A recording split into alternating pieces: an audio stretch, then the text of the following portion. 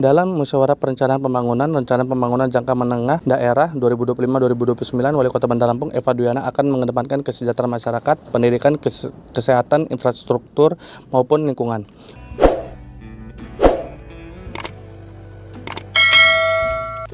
Pemerintah Kota Bandar Lampung menggelar Musyawarah Perencanaan Pembangunan Rencana Pembangunan Jangka Menengah Daerah 2025-2029 di Aula Semergo, Senin 19 Mei 2025. Wali Kota Bandar Lampung Eva Duyana menyebut pentingnya sinergi semua pihak untuk menjalankan RPJMD. Pihaknya mengaku tidak bisa berjalan sendiri dalam menjalankan pembangunan. Kami harap pembangunan 5 tahun ke depan berjalan lancar, baik dari sisi kesejahteraan masyarakat, pendidikan, kesehatan, infrastruktur, maupun lingkungan.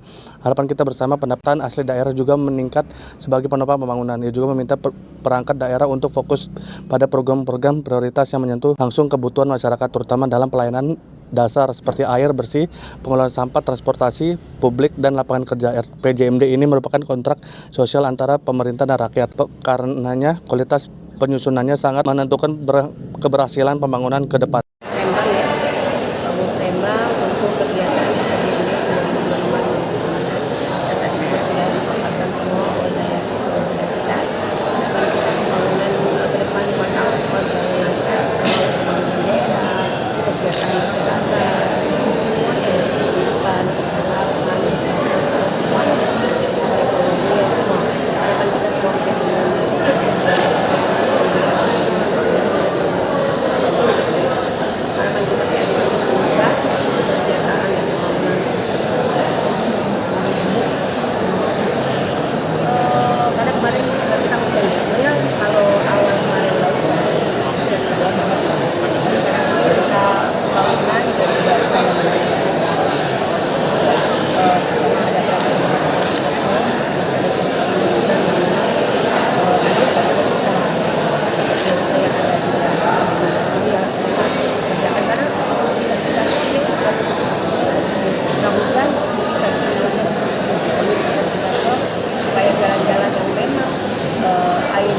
ada genangan ya, karena di gorong-gorong ya kita kerjakan di 2025 ada genangan ya, 2025 dan 2026 nanti insya Allah semua gorong-gorong kita selesai.